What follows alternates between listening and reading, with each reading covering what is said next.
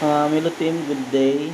So, ganito lang po ka-simple withdrawin yung naka-vesting natin na available balance na Navacoin. So, first i-click lang po natin itong menu bar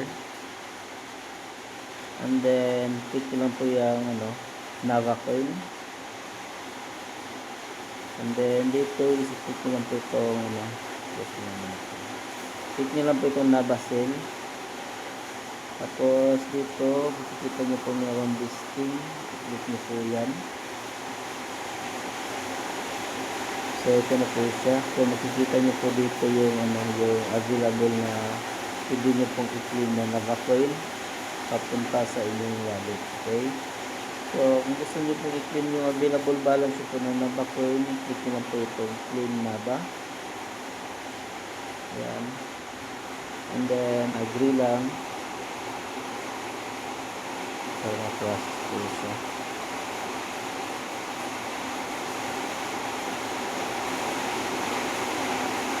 Yan. So ganun lang po kasimple maglipat ng Navacoin from your listing na available balance papunta sa iyong Web3 wallet like Zipcaldo. Okay? So makikita naman natin na already trade na po yung 2,279. So nasa ating wallet na po yan. So check po natin kung nandun na ba sa wallet.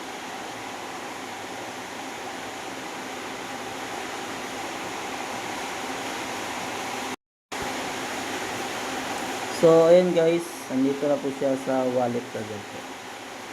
So nasa Zipal na po siya. Once pinit niyo po yung yung clean na ba, so automatic po siya papasok sa yung Web3 wallet. So ganun lang po ka-simple guys. And then from here, ikaw na po yung mag-decide kung i-convert na po ba sa USDT to Pisa po. Okay? So for more questions, punta lang po tayo sa ating group chat po.